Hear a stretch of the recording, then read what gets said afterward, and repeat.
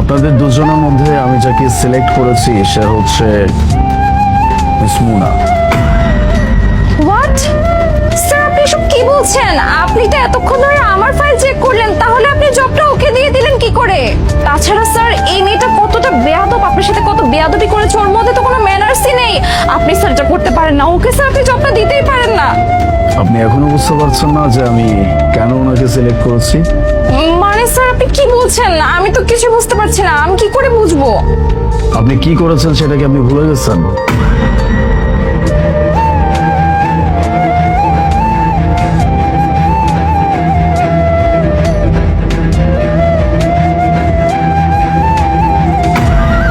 I am sorry sir, actually জবটা sir আমার জন্য খুব বেশি ইম্পর্টেন্ট ছিল, এই জন্য স্যার আমি এটা করেছি। আমি ভেবেছিলাম আপনি হয়তো মিস মোনাকে জবটা দিয়ে দিবেন, এই জন্য স্যার আমি এরকম করেছিলাম। তুমি যদি আল্লাহকে ভালোবাসো তাহলে এই ভিডিওটি লাইক করো এবং সাবস্ক্রাইব করো। বাহ, এরকম একটা জঘন্য কর্মকাণ্ড করেও আপনি আমাকে বলছেন যে আপনি এটা আপনার জবটা ইম্পর্টেন্ট, দ্যাটস ওয়াই করছেন।